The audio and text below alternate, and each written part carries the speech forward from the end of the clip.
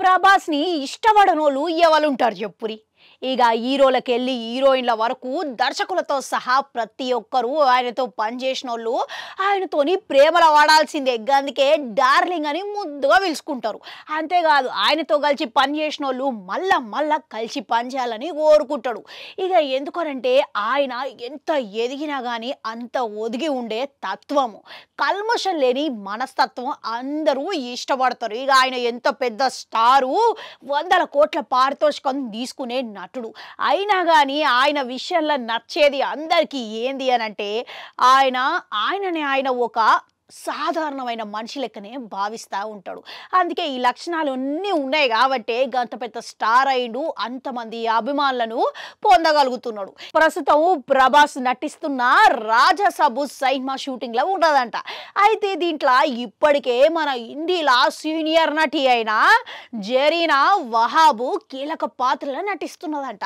అయితే ఈ సమయంలో ప్రభాస్ గురించి ఆమె కున్న అనుబంధం గురించి గుర్తు చేసుకొని మరి అందరినీ ఆశ్చర్యపరిచిందంట.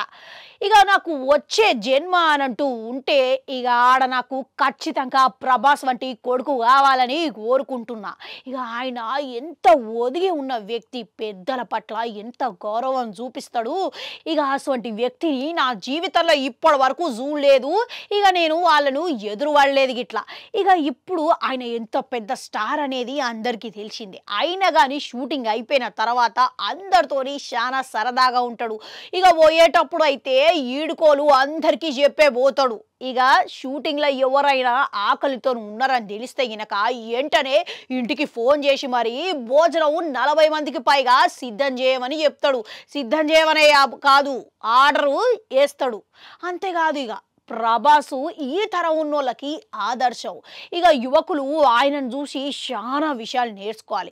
పెద్దలతోని ఎట్లా నడుచుకోవాలన్నది ఇట్లా అన్నీ తెలిసిన వ్యక్తి అని మస్తుగా ఈయన గురించి ఆయన మీద ఉన్న ఇష్టం ఇవ వెళ్ళబుచ్చిందనమాట.